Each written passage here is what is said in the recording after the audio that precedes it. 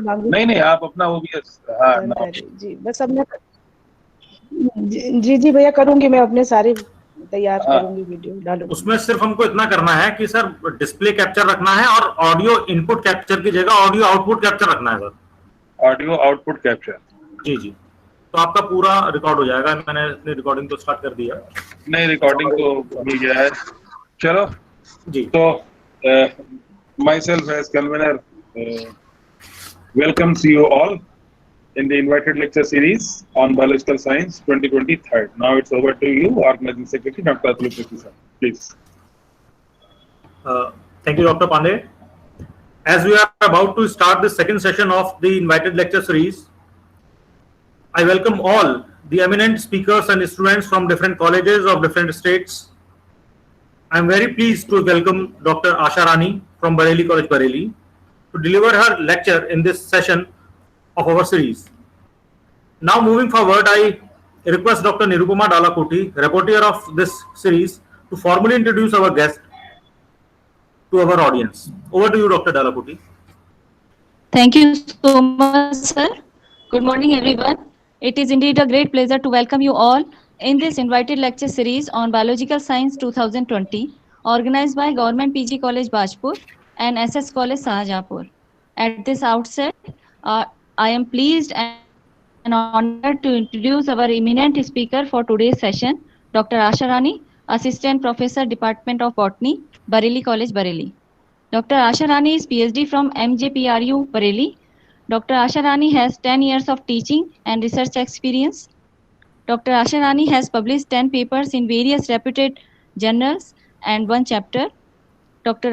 Asha Rani has visited many countries for academic purpose. Ma'am, we are very privileged to have you on this lecture series. Now I request ma'am to deliver her lecture. Ma'am, please. Thank you, Madam Dalakoti. Good morning to all. First of all, I would like to thank respected principals of the Government Degree College, Bajpur, and the respected principal of the SS College, Shahjahanpur. And my special big thanks to the Dr. Adarsh Pandey, convener of this series, head of the department, and the director of the SRBS. And a special thank to Dr. Atul Upreti, organizing secretary of this series, and entire team for their continuous and the hard work and the sincere efforts of organize different type of the events for the students in this tough time of the COVID-19. I would like to say some words for the entire team कि मैं पिछले 6 महीने से देख रही हूँ कि कितना हार्ड वर्क ये पूरी टीम कर रही है, लगातार कुछ ना कुछ स्टूडेंट्स के लिए काम कर रही है। तो मैं कुछ शब्द कहना चाहूंगी। हम दरिया हैं, हमें अपना हुनर है मालूम। हम दरिया हैं, हमें अपना हुनर है मालूम, जिधर चल पड़ेंगे रास्ते बन जाएंगे। तो thank you very much, and I would like to share my presentation now. If there are any problem, please let me know. नहीं सब सही चल रहा है, बस आप स्लाइड शेयर कर लीजिए। बहुत बढ़िया शेयर पढ़ा आपने, बेहतरीन। Today I would like to share some thoughts about the plant physiology, the basic concept of the plant physiology, because I am the student of the botany. So I would like to share something about the plants. First of all, the question arises here, what is the plant? Before understanding about the plant physiology, we have to know about the plant. A picture arises in our mind quickly. Green colour का पौधा है या बहुत बड़ा पेड़ है, it is quite difficult to define it in the words. अगर किसी से कहें कि आप इनको अपने शब्द में डिफाइन करिए तो बहुत सारी चीजें दिमाग में आती हैं। तो how can we define the plant into words? First of all, plant is a living and multicellular organism in the kingdom Plantae. As we know that plants are also living and multicellular organism, although some plants are unicellular too, just like Chlamydomonas, Chlorella, they are the unicellular organism or unicellular plant belong to the algae. All the functions are carried over into the single cell, and most of the plants are multicellular.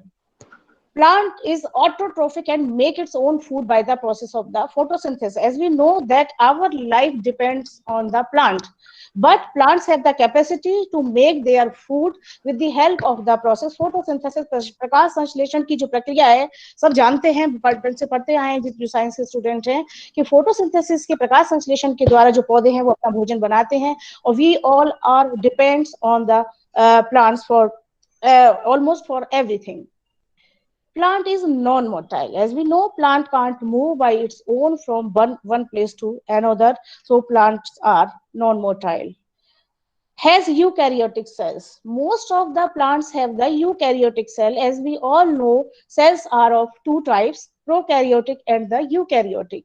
Some are prokaryotic. Prokaryotic means when the nucleus has not any membrane around it. It's just like bacteria, viruses, PPLO, mycoplasmas, these all are belongs to the, they have the prokaryotic cells, but most of the plants are have eukaryotic cells. Has cellulosic cell wall. As we know that the cell is the basic unit of the life, whether it is the animals or the plants.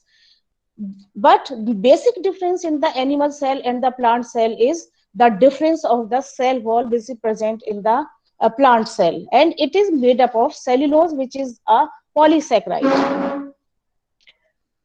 It is also an important point, has haploid or gametophytic and diploid sporophytic phase. Some plant has the main body may be haploid or gametophytic, and some plants may be sporophytic or diploid phase. Also exhibits alternation of generation. When one phase comes after another, they alternate one another, then it is known as the alternation of generation. Asexual phase alternate by the sexual phase, and again sexual phase alternate by the asexual phase. Then it is known as the alternation of the generation. So all these characters are shown by a plant. When we go through the classification of the plant, we can divide these plants into two main groups. Some plants have flowers and seeds, and some are not seed and flowers. The plants which have no flower and no seed, they are kept under the group cryptogames, and the plants which have the seed and flower is kept under the group phanerogames. Cryptogames are again divided into the different categories, just thallophyte, bryophyte, and pteridophyte.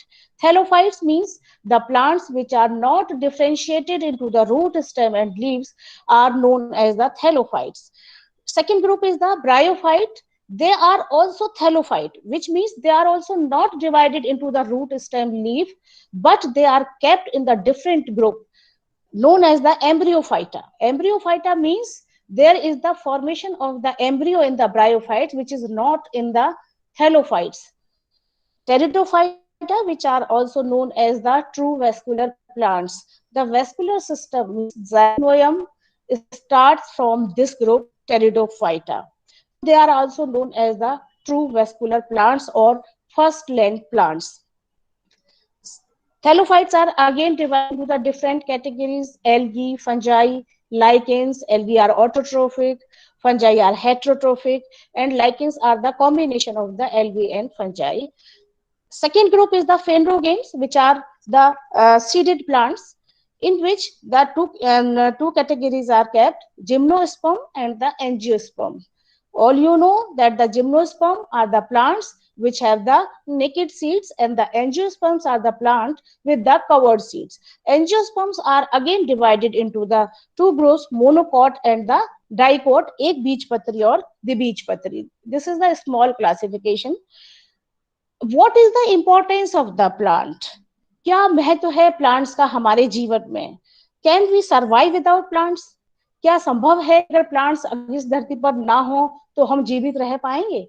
सब जानते हैं कि it is impossible to survive without plants, क्योंकि हमारी जो life होती है वो सारी प्लांट्स के इर्द गिर्द ही घूमती है। सुबह आंख खुलने से लेके शाम को फिर से सोने तक आप कभी भी देखिए, ध्यान से आप ऑब्जर्व करिए इस चीज को कि हमारी पूरी जो लाइफ होती है वो प्लांट्स के ही इर्द गिर्द घूमती है। तो plants are the primary producers. सबको मालूम है कि प्लांट्स जो है वो प्राइमरी प्रोड्यूसर्स होते हैं, भोजन जो उपलब्ध कराते हैं हमें प्लांट्स ही कराते हैं। यहाँ जो GIF आप देख रहे हैं, ये जो पिक्चर आप देख रहे हैं, इसमें आप देखिए दो कंडीशंस दिखाई दे रही हैं, अंधेरा दिखाई दे रहा है, फिर रोशनी दिखाई दे रही है। यहाँ पर ये शो किया गया है कि जो प्लांट होते हैं वो सूरज की रोशनी में लगातार हमारे लिए भोजन बनाते हैं और प्रकाश संश्लेषण की जो क्रिया होती है वो लगातार चलती है।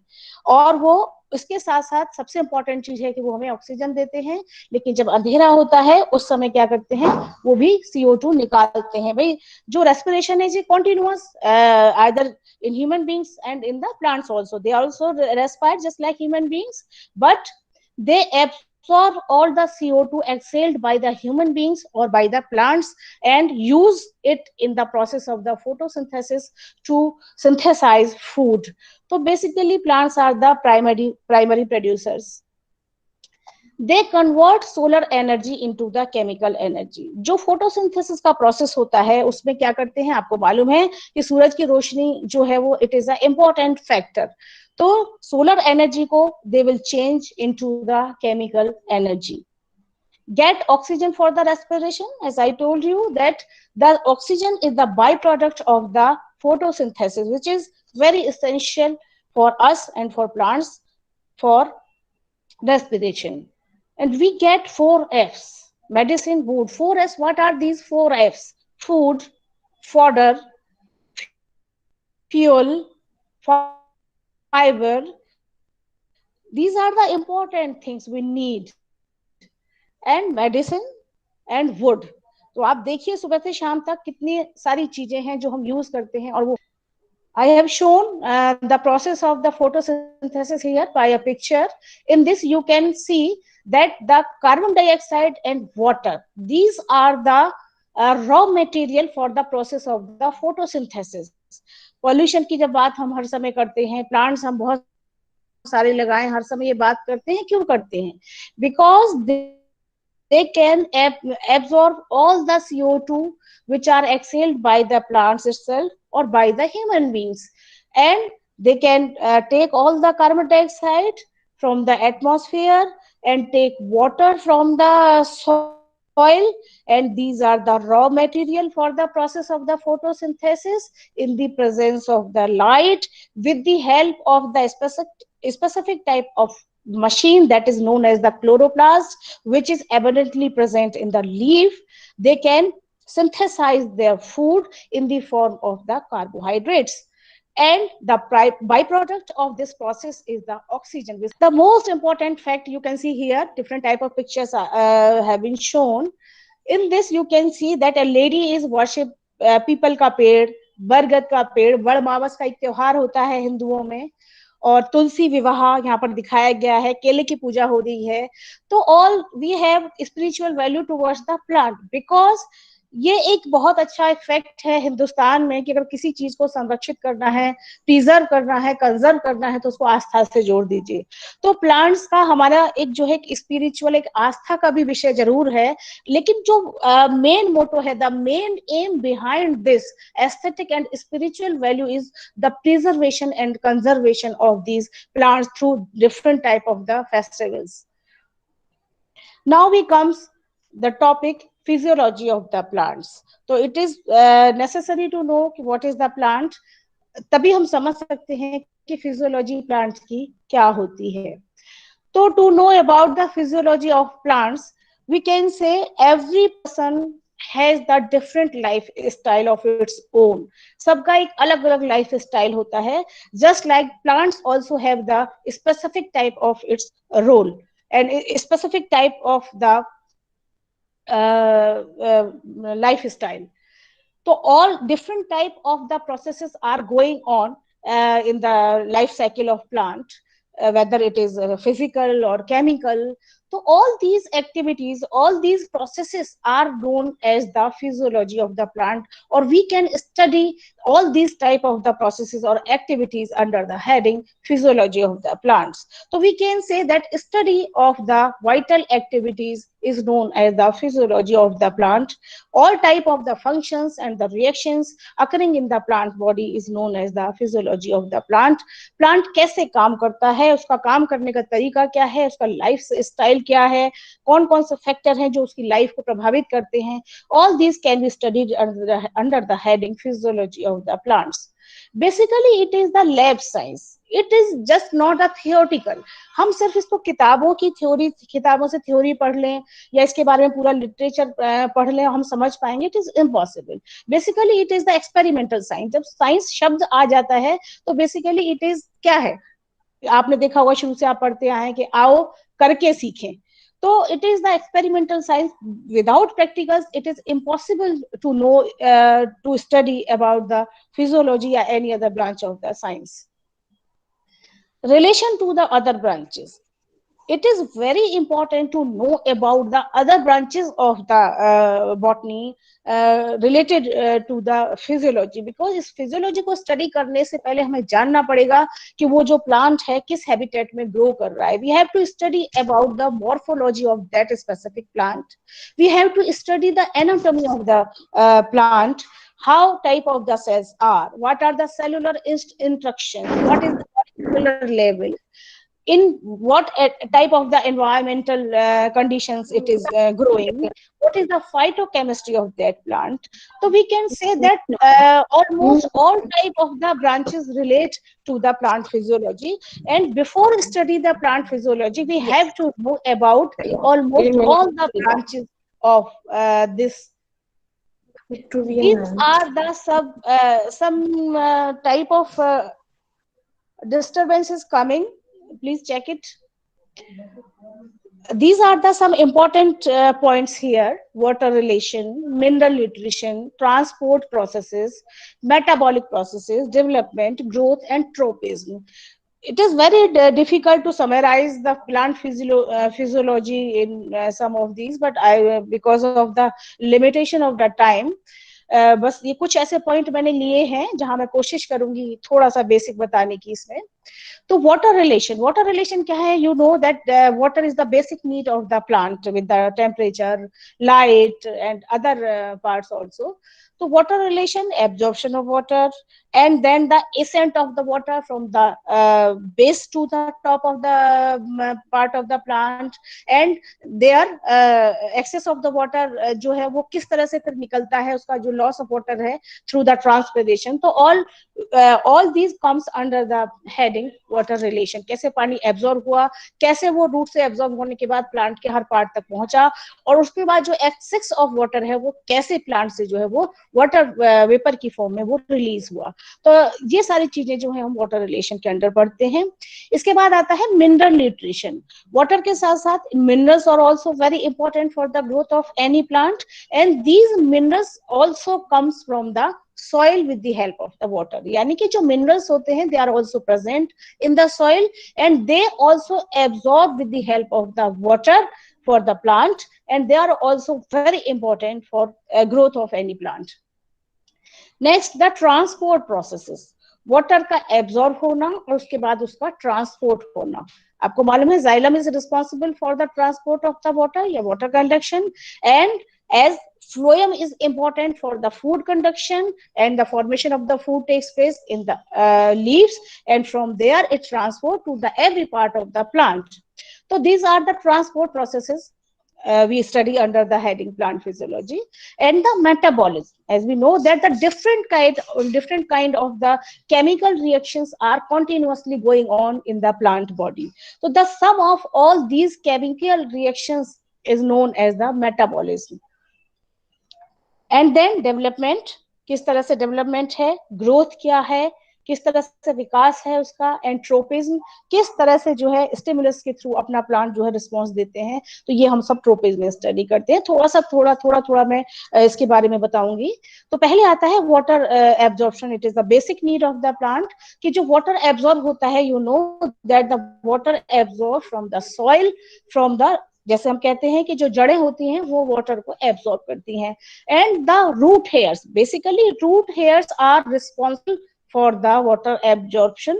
Specific type of the structure root hairs, which are the basically is the extension of the epidermal cell of the root. Root की जो बाहरी त्वचा की जो लेयर होती है वही जो है एक्सटेंड होकर रूट हेयर्स का निर्माण करती है, और यही जो रूट हेयर्स होते हैं वो वाटर को एब्जॉर्ब करते हैं।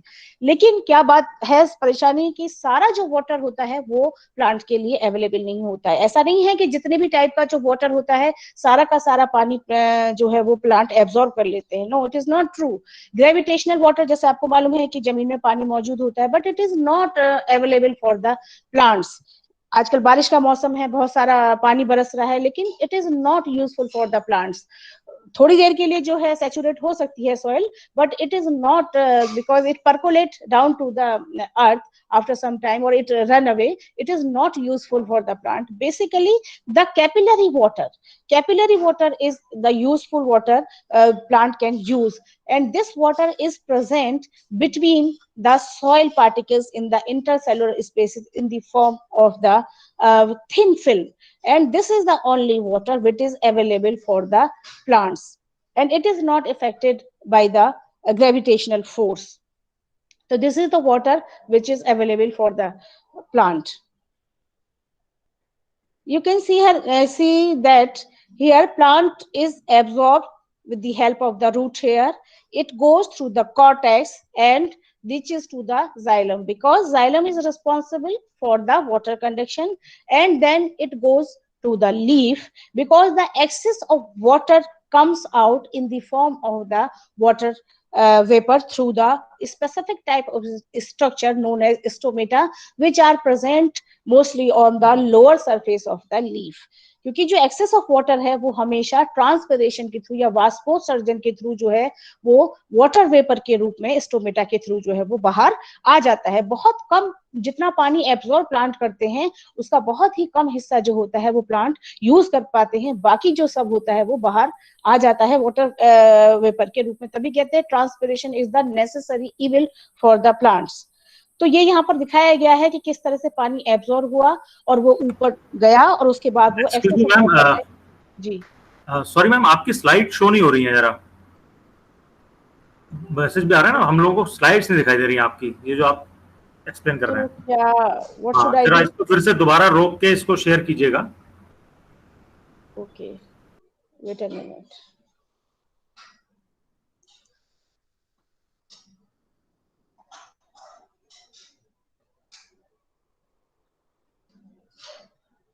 Now it is visible?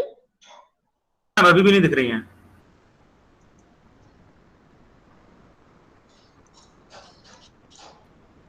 Ma'am एक बार आप एग्जिट होके दोबारा आइएगा। Okay okay okay. आप प्रेजेंट नाउ में हैं आप? अब मैम एग्जिट होके दोबारा आएंगी सर।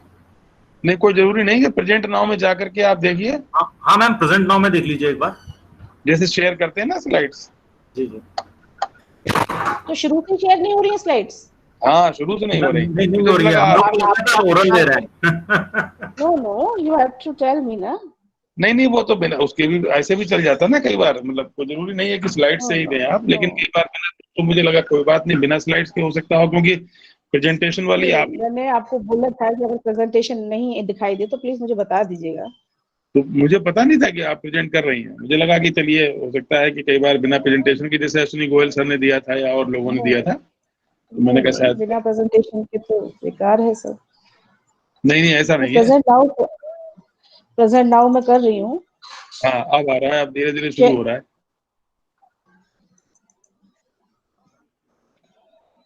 आपने ओपन कर रखा है अपना प्रेजेंटेशन? हाँ, ओपन है।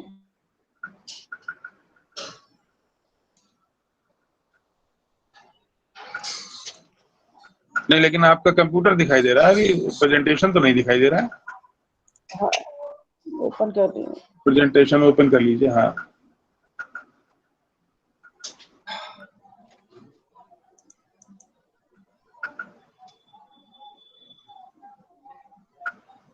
हाँ अब ओपन करो।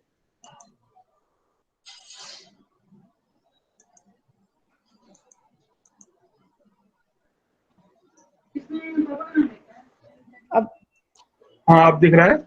आप फिर से एक बार फिर गायब हो गया, क्या हुआ? बिल्कुल बिल्कुल। हाँ, अब सही है, अब सही है, अब सही है। आप फिर से एक बार अब मेरे दिख रहा है? हाँ शॉर्ट में जरा फिर से बता दीजिए, कोई दिक्कत नहीं, बढ़िया दिख रहा है। मैं बिल्कुल जल्दी से बता देती हूँ जी। जी, बिल्कुल। प्लांट फिजियोलॉजी के बारे में जैसे अभी मैंने आपको बताया था स्टार्टिंग से कि what is the plant without representation नहीं मैम, हम लोग we can extend the time a little, no problem, you just हाँ आप कंटिन्यू कीजिएगा। ओके ओके ओके,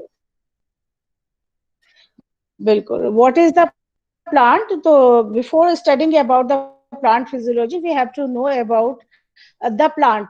तो प्लांट को डिस्कस करने के लिए पहले हमें, तो इसको डिफाइन करने के लिए हमें मालूम है कि plants are and they are autotroph, synthesise their own food through the process photosynthesis, so they are known as the autotrophic. ठीक है, for autotrophic mean they make their food by own with the help of the photosynthesis. Plant is non-motile, ये non-motile होते हैं, they can't move from one place to another by its own. Has eukaryotic cells, as you know that two types of the cells are there, prokaryotic and the eukaryotic cell. Prokaryotic cell, it means primitive type of the nucleus without any membrane, and eukaryotic cells, most of the plants have the eukaryotic cells, it means the nucleus is the membrane bound. Has the cellulosic cell wall. As we know that the basic difference in the animal and the plant cell is the presence of the cell wall in the plant cell, which is made up of the cellulose, which is a polysaccharide. Has haploid and the diploid phase. Some plants, a basic plant body is haploid, and some plant has the basic plant body is sporophytic. When the one stage is following by the other, yeah, we can say when the asexual phase, which is represented by gametes, when they fertilize and form the sporophyte, and then sporophyte forms again gametes. When these asexual phase followed by the sexual phase, and again this sexual phase followed by the asexual phase, that is known as the alternation of the generation, which is mostly shown by the plants. So these are the some factors which is responsible for the definition of the plant. ये plant का जो है classification है कि plant जो है वो कितने प्रकार के होते हैं. Basically we can classify the plant on the basis of the flowering or non-flowering or having seeds or not. So these are defined, classified into two main groups, cryptogames and the phanerogames. Cryptogames are those plants which are non-flowering and non-seeded plant. Phanerogames are those plants which are flowering plant and seeded plant. Cryptogames again differentiate into three groups. Thallophytes, when the main plant body is not differentiated into the root, stem and leaf, known as the thallophytes. Bryophytes, they are also thallophyte. It means bryophytes are also not divided into root, stem and leaves, but they have some difference from the thallophytes. They have the formation of embryo, while there is no formation of embryo in the thallophytes, means algae, fungi and lichens. Next group is the pteridophyte. They are also non-flowering plants, but the specific difference is what? Here the formation of the vascular tissue takes place. यानी starting जो होती है vascular tissue यानी कि xylem and phloem की, वो start होती है टेरिडोफाइट से. तो they are also known as the true vascular plant, और we can say vascular cryptogams. Thallophytes again categorized into three groups: algae, fungi and lichens. Algae, these are the autotrophic plants. Fungi, these are the heterotrophic plants. Parasite and symbiotic association, आप पता है symbiotic हो सकते हैं. And lichens, these are the combination of the algae and the fungi, which is known as the lichens. Second group is the phanerogames, which are the flowering plant and the seeded plant, and they are classified into two main groups: gymnosperms and the angiosperms. Gymnosperms are those plants which have the naked seeds, यानी कि seed जो होते हैं वो covered नहीं होते हैं, ढके हुए नहीं होते हैं. And the angiosperms, which means seeds are covered in a vessel. Angiosperms are again classified into two groups, monocot and the dicot. यानी कि एक कोट, एक बीजपत्री और द्विबीजपत्री। गेहूं है, चावल है, दीज आर द मोनोकॉट्स। चना है, राजमा है, जो बीन्स है, all these are the dicots. What is the importance of the plant? Plant physiology को समझने से पहले प्लांट के बारे में समझना बहुत जरूरी है, क्योंकि जब तक हम ये नहीं प्लांट क्या है, इंपॉर्टेंस हमारी लाइफ में क्या है, जब तक हम नहीं डिसाइड कर पाएंगे, जब तक हम नहीं समझ पाएंगे कि प्लांट की फिजियोलॉजी क्या है। तो इंपॉर्टेंस क्या है? जब इंपॉर्टेंस की हम बात करेंगे तो यहाँ आपको ये दिखाई दे रही है पिक्चर, इसमें आपको दिखाई दे रहा है, ये देखिए बार बार आ रहा है, रेगुलरली ऑल्टरनेट, अंधेरा आ रहा है और रोशनी आ रही है। यानी कि जो प्लांट है, यहाँ पर रोशनी आ रही है, उसके साथ आपको O2 दिखाई दे रही है, और जो यहाँ पर ये जो ब्लैक दिखाई दे रहा है, यहाँ पर आपको CO2 जो है वो दिखाई दे रही है। अब क्लियर है प्रेजेंटेशन? हेलो? Yes, ma'am. जी मैडम, बहुत Yes, बढ़िया, ma'am. क्लियर है, फर्स्ट क्लास। हेलो? जी मैडम, क्लियर है सब, एकदम फर्स्ट क्लास। हेलो? हाँ मैडम, क्लियर हाँ, है बिल्कुल। मैम क्लियर है हेलो? आपका, आवाज आ रही है हेलो? आपकी। नहीं क्लियर नहीं है, नहीं नहीं नहीं, आपको क्लियर है रिस्पॉन्स नहीं प्रेजेंटेशन, मिला, आप मुझे लग रहा है फिर क्लियर करिए प्रॉब्लम अपना। दिखा रही है। Okay okay okay okay okay. तो इम्पोर्टेंस क्या है प्लांट्स की? तो इसके लिए समझने के लिए यहाँ पर आप देखिए, जो यहाँ पर जो ये नाइट और okay okay okay okay Ma'am, जी, your voice is not यहाँ पर clear. आप देखिए जो पिक्चर दिखाई दे रही है, ओके, यहाँ पर जो है प्लांट जो है इसके आप दिख रहे हैं, रोशनी है, और यहाँ पर देखिए रात का जो है टाइम, ये दोनों ऑल्टरनेट दिखाई दे रहे हैं। तो दिन में क्या होता है आपको मालूम है कि सूरज की जो रोशनी होती है उसमें क्या होता है, जो फोटोसिंथेसिस है वो कॉन्टिन्यूअसली होता रहता है। और hello, voice is not clear, am I audible और not? Hello? Ma'am audible ma'am. Ma'am. Hello? Hello ma'am, audible. Ma'am, you are audible loud and clearly, ma'am. Please continue. Plants are the primary producers. Plant जो होते हैं वो primary producers होते हैं। Am I audible और not? Madam Dalakoti? Audible, audible Ma'am, you ma'am, are audible. Somebody is audible. saying that I'm not audible. No, ma'am, it must उनका be. Network problem होगा Must be, ma'am. yes, yes, Plants ma'am. are Must be primary some producers. As we problem know of that we all are depends on the plants for the food and many other things. So in the daytime, the process. Oh, okay. In the daytime, the process. Okay. In the daytime, the process of the photosynthesis are going on, due to which all the CO2, which is CO2, आपको मालूम है कि हम respire करते हैं, plants भी respire करते हैं, उसके बाद जो है हम CO2 एक्सहेल करते हैं। तो all the CO2 exhaled by the human beings और by the plants by itself, these are consumed by the plants for the process of the photosynthesis. So in the night time they respire, but the process of the photosynthesis does not take place in the night time, because there is no light present. तो CO2 is, you can see CO2 in the night time. तो CO2 जो होती है वो रात में consume नहीं होती है, और जो दिन में जो होती है सूरज की रोशनी में फोटोसिंथेसिस का प्रोसेस चलता है, तो जो CO2 है वो कंज्यूम हो जाती है, फोटोसिंथेसिस का प्रोसेस जो है वो कंप्लीट होता है। तो plants convert solar energy into the chemical energy. तो सूरज की जो रोशनी होती है, it is must important factor in the process of the photosynthesis. It is essential for the photosynthesis, and they can convert the solar energy into the chemical energy. Only plant have this capacity to change this energy into the chemical energy. The oxygen, which is very important, which is essential. We get 4 Fs medicines, food. 4 Fs: fuel,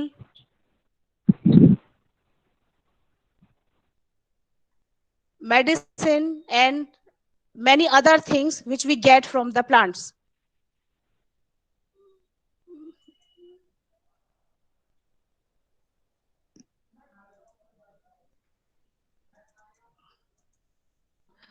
What happened?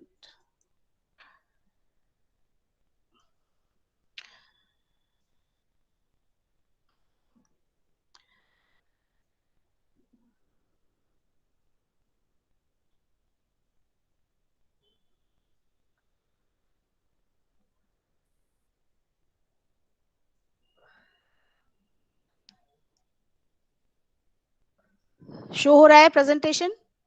Yes, ma'am. Yes, ma'am. Hello, technical problem आ रही है यहाँ भी. So in this picture, we can show the process of the photosynthesis, in which the carbon dioxide and the water is the raw material for the process of the synthesis, in which with the help of the chloroplast, which is known as the food factory plant, synthesis of the carbohydrates takes place in the presence of the sunlight, and oxygen is the by-product of this process of the photosynthesis. Except this, आपको मालूम है कि हम पौधों की पूजा करते हैं और इसके पीछे एक बहुत बड़ा कारण है. Conservation and preservation of the plant is takes place through the spiritual value और द एस्थेटिक वैल्यू. आस्था से जोड़ने के साथ क्या होता है, पूजा करने की वजह से, जैसे कहते हैं पीपल के पेड़ को काटना नहीं चाहिए, तो उसकी वजह यही है कि इसमें भूत रहता है. दरअसल इसकी वजह क्या है, इसलिए कि लोग डरे इसको काटने से. पीपल के पेड़ को नहीं काटना चाहिए, कोई भी पेड़ नहीं काटना चाहिए. बड़ मावस एक त्योहार होता है हिंदुओं में, जहां पर जो बेनियन ट्री होता है उसकी बरगद की जो पूजा की जाती है. तुलसी विवाह बहुत से लोग करते हैं. इसके बाद केले की पूजा भी आपने देखी होगी कि बहुत जो है की जाती है. तो the basic thought behind all these act is the preservation and conservation of the plant through the aesthetic value. Now we comes to the physiology of the plant. Physiology क्या है plant की? तो physiology basically we can say that is the lifestyle of the plant. जैसे हमारा सबका एक अपना life style होता है, ऐसे ही जो प्लांट हैं उनका भी एक लाइफ स्टाइल होता है, उनकी भी एक स्पेसिफिक टाइप की एक्टिविटीज होती हैं. तो different type of the chemical and the physical processes are going on in the plant body, and all these processes and all these जो क्रियाएं होती हैं, फंक्शंस होते हैं, उनको हम कहते हैं vital activities. And the study of all these vital activities are known as the plant physiology. It is a lab science, because without any practical we can't understand about the physiology of the plant. Experimental science है, और रोजमर्रा के उसमें भी हम बहुत सारी जो है चीजें होती हैं, बहुत सारी क्रियाएं, घटनाएं होती हैं जिनको हम महसूस कर सकते हैं. जैसे कि आपने देखा होगा कि कोई स्प्रे लगाता है, कोई परफ्यूम लगाता है तो उसकी खुशबू दूसरे कमरे में जाती है, that is the process of diffusion. या किशमिश का पानी में फूलना, या that is known as the osmosis. या चने का पानी में भिगोना, जैसे चने होते बनाने से पहले हम उसको भिगो देते हैं 7-8 घंटे पहले, दिस इज द इम्बाइबिशन. तो all these processes are belongs to the physiology.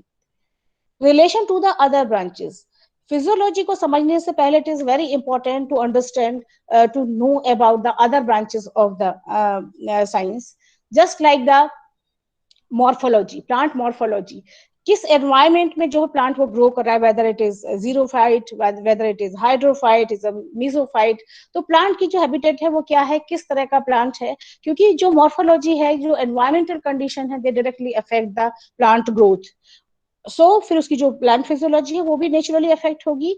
उसकी एनाटॉमी क्या है, नेचुरली जैसी उसकी मॉर्फोलॉजी होगी तो उसके अकॉर्डिंग उसकी एनाटॉमी भी होगी, उसका सेलुलर स्ट्रक्चर भी होगा, उसकी फाइटोकेमिस्ट्री भी होगी, मॉलिक्यूलर लेवल पे भी कुछ चेंजेस होंगे. बेसिक जो रिक्वायरमेंट्स है वो सेम रहती है सब प्लांट की, लेकिन कहीं ना कहीं जो है कुछ ना कुछ वेरिएशन भी होते हैं. तो जितने भी और ब्रांचेस हैं उनको भी स्टडी करना बहुत नेसेसरी होता है प्लांट फिजियोलॉजी को समझने के लिए. तो ये कुछ हेडिंग्स हैं: water relation, mineral nutrition, transport process, metabolism, development, growth, and tropism. Under these headings, we can summarize somehow about the plant physiology की किस तरह से हम plant physiology, कौन-कौन से ऐसे necessary processes हैं, activities हैं जिनको हम plant physiology के अंदर जो है हम study करते हैं. तो जहां तक आपको मालूम है water is the necessary aspect of the plant. तो water absorption is plant. Water absorption आपको मालूम है कि जो जड़ होती हैं, they are responsible for the water absorption from the soil. Soil से ही जो है वाटर एब्जॉर्ब करती हैं. और अभी जैसे मैंने पहले भी आपको बताया था कि जितने भी टाइप का वाटर होता है उसमें से सिर्फ कैपिलरी जो वाटर होता है, जो कि जो सॉइल के जो माइन्यूट कण होते हैं उनके बीच में एक पतली थिन फिल्म के रूप में जो है ये प्रेजेंट रहता है water, that is known as the capillary water. And only this capillary water is available for the plants. Gravitational water goes deep into the soil. It is not available for the root of the soil. Runaway water is not available for the soil.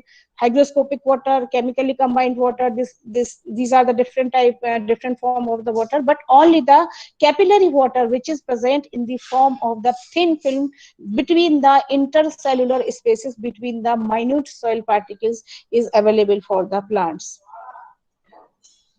In this picture, we can show how root hair can absorb water from the soil particle. Root hair is the extension of the epidermal layer of the root, and from these root hairs it comes to the cortex of the plant, and through xylem it goes to the upper part of the plant or to every part of the plant. And because you know that xylem is the basis of the conduction of the water, and ये पूरा एक system होता है water को conduct करने का, ऐसे ही food को भी conduct करने का. Food conduction is taking place through the phloem, and the excess of water comes out in the form of the water vapor. जो excess होता है, हमने जैसे आपको बताया कि बहुत ही कम percentage होता है, only 5 to 10% होता है जो water use होता है plants को अपने सारी metabolic reactions के लिए, and rest of the water comes out in the form of the water vapor through the specific type structure known as the stomata present on the lower surface of the leaf. Water absorption या water जो relation है उसके साथ सिर्फ हम absorption ही नहीं पढ़ते हैं, उसके साथ वाटर का एब्जॉर्प्शन होना और उसका फिर नीचे से ऊपर तक पहुंचना, और उसके बाद जो एक्सेस वाटर है उसका बाहर निकलना, यानी कि transpiration. Water absorption, ascent of SAP and the transpiration, these all things comes out under the single heading water relation. After this come the word mineral nutrition. Minerals are also very important and very essential for the any plant growth, and these minerals also absorb with the help of the water. पानी के साथ ही absorb होते हैं from the soil, and we know some minerals are known as the micronutrients and some are known as the macronutrients. Some minerals are required in the trace amount. These are known as the micronutrients, and some are required in the large amount, and these are known as the macronutrients. Deficiency of any these type of the mineral cause different type of the disease in the plant. Metabolism. As we know that the different more than 5,000 type of the chemical reactions taking place in the plant body, and the sum of all these chemical reaction is known as the metabolism. Basically, we are showing here two types of the anabolism and the catabolism. Anabolism is those type of the process in which synthesis of complex type of substance taking place with the help of the simple type of substance. We can say the photosynthesis is the anabolic process in which the CO2 combined with H2O in the presence of the light, it makes the carbohydrate. So with the help of the simple substance, the complex compounds are synthesized with the help of the photosynthesis, and this is known as the anabolism. Second is the respiration. Respiration में क्या होता है कि वो जो complex compound होते हैं they are again break into the simple compounds, यानी कि जो कार्बोहाइड्रेट होते हैं वो ब्रेक होते हैं, उनका विखंडन होता है, वो फिर से CO2 और H2O में बदल जाते हैं. That comes under the heading respiration. After this comes the growth and the development. Basically अगर हम देखें तो लगता है growth and development both are the similar words, but there are some minor difference in this.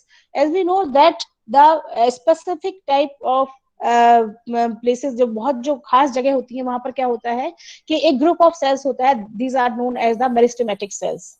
Group of the cells which have the capacity of the continuous division are known as the meristematic cells, and these cells combinedly make tissues, and these tissue combine to make organs, and these organs combine to make body of any plant. Continuous cell division के बाद क्या होता है, enlargement होता है cell का, इस तरह से जो प्लांट की क्या होती है वो ग्रोथ होती रहती है। तो इरिवर्सिबल जो चेंज होते हैं मास में, that is known as the growth. And what is the development? Development में क्या होता है, हमें मालूम है कि कोई भी जो प्लांट होता है उसकी डेवलपमेंट की बहुत सारी स्टेजेस होती हैं। जैसे सीड से स्टार्ट होता है, तो सीड इज क्या, what is the seed? Seed is a miniature plant body, छोटा सा एक प्लांट उसमें छुपा होता है। उसके बाद embryogenesis, different stages are comes in the life cycle of any plant, one by one। तो एम्ब्रियोजेनेसिस है, उसके बाद जुवेनाइल स्टेज है, उसके बाद वेजिटेटिव स्टेज आती है, उसके बाद रिप्रोडक्टिव स्टेज में जो है प्लांट प्रवेश करता है। तो ये एक स्टेज से दूसरी स्टेज में जाना is known as the development. तो मास में जो डेवलपमेंट होता है, जो ग्रोथ होती है, दैट इज इरिवर्सिबल जो चेंज होते हैं, they are known as growth. और स्टेज में जो चेंज होते हैं, they are known as the development. After this comes the tropism. Tropism basically क्या है कि किसी भी प्लांट का रिस्पॉन्स बाय एनी स्टिमुलस। कोई अगर हम स्टिमुलस देते हैं और उसके बाद प्लांट जो है वो कोई रिस्पॉन्स अगर देता है, तो that is known as the tropism. और ये स्टिमुलस जो होती है वो अलग अलग कई तरह की हो सकती है। जस्ट लाइक अगर वो लाइट के द्वारा है, if the plant response to the light, it means it is known as the phototropism. As the name indicates, light की तरफ response है अगर, that is the phototropism. Second है जियोट्रोपिज्म, जैसे कि नाम से जाहिर हो रहा है, रिस्पॉन्स टुवर्ड्स द ग्रेविटी, जो गुरुत्वाकर्षण का जो बल होता है उसकी तरफ अगर ग्रोथ होती है, that is known as the geotropism.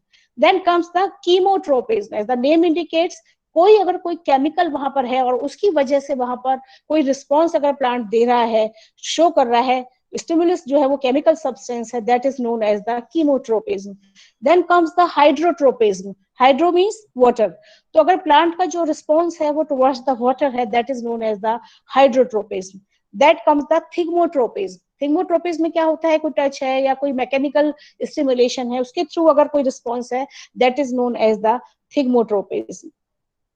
यहाँ पर ये डिफरेंट टाइप जो ट्रोपिज्म है, these are shown by the pictures in which you can see. इधर आप देख सकते हैं कि यहाँ पर फोटोट्रोपिज्म। आप किसी प्लांट को आप देखिए, कोई भी गमला है या कोई भी है प्लांट अगर ग्रो कर रहा है, तो आप देखिए उसका जो झुकाव होगा वो कहाँ होगा, लाइट की तरफ होगा। In the second picture you can see that the plant is जो है, प्लांट जो है उसकी डायरेक्शन चेंज कर दी है, उसको गिरा दिया गया है।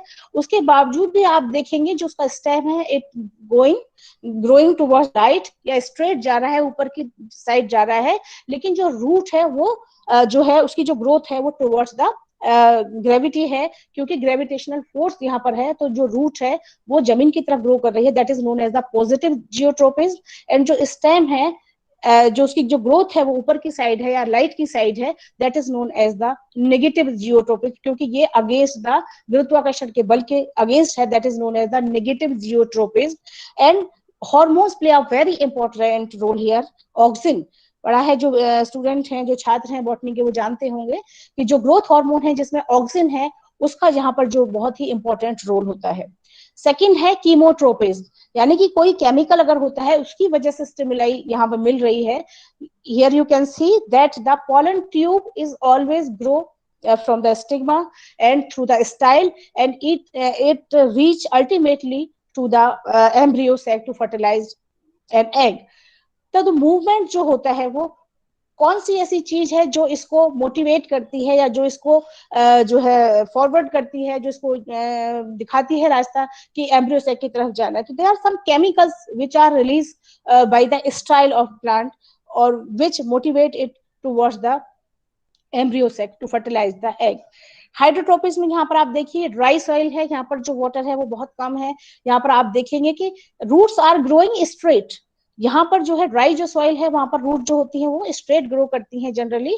लेकिन अगर वहां कोई वाटर बॉडी मौजूद है और सॉइल में प्रॉपर अगर वाटर मौजूद है, तो it will go towards that water body. कोई गमला है या उसमें आप लगा दें या कोई वाटर बॉडी है, तो द रूट्स आर जो है वो growing towards that water body. तो ये कुछ ऐसी स्टिमुलस है जो पानी से मिलती है, that is known as the hydrotropism. Thigmotropism में आप देखिए, जैसे बताया था, कोई मैकेनिकल सपोर्ट है, जैसे बीन्स हैं या जितने भी क्लाइंबर्स होते हैं, उसमें क्या होता है, ट्रेंडस डेवलप होते हैं। तो वो क्या होते हैं, स्टेम जो होते हैं बहुत वीक होते हैं, तो वो कोई ऐसी सपोर्ट लेते हैं, उसकी सपोर्ट से वो क्या करते हैं, वो ग्रो करते हैं, और that is known as the thigmotropism. What are the aims and objectives? Why we study the physiology of plant. हमको मालूम है कि भारत एक कृषि प्रधान देश है।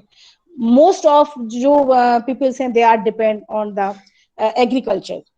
तो जब तक आपको मालूम है 1.25 करोड़ से ज्यादा की पॉपुलेशन है, उसकी जो फूड रिक्वायरमेंट्स है उनको फुलफिल करने के लिए इट इज एसेंशियल कि हमारा जो यील्ड है, जो हमारा प्रोडक्शन है, दैट शुड बी प्रॉपर।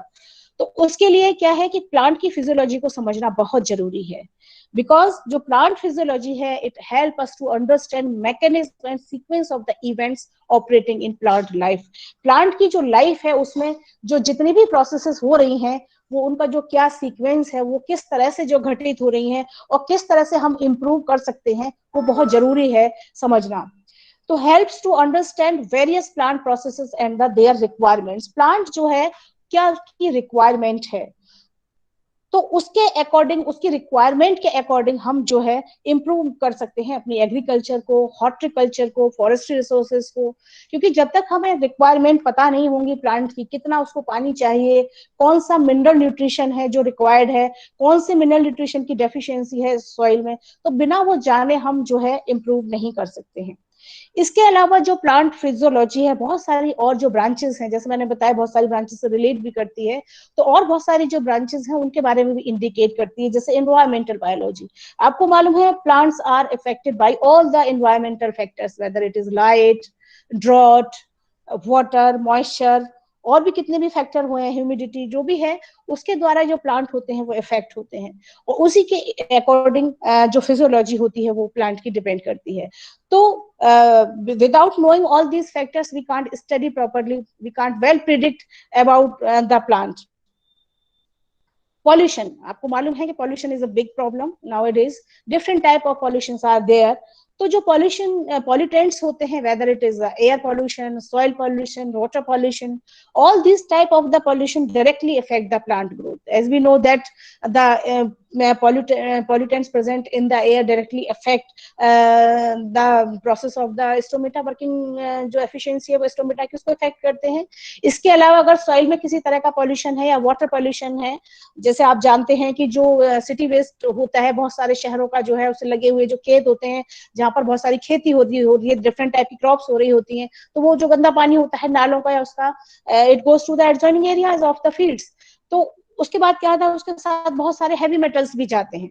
तो different type of the heavy metals when goes to reaches to these fields, तो they create the heavy metal pollution in the plants. उसके बाद वो जो प्लांट है एब्जॉर्ब करते हैं उन हैवी मेटल्स को, उसके बाद चारा भी बनता है, उसके बाद जो प्रोडक्शन होता है उस पर भी इफेक्ट डालते हैं, उसकी जो न्यूट्रिशन वैल्यू होती है वो भी चेंज होती है।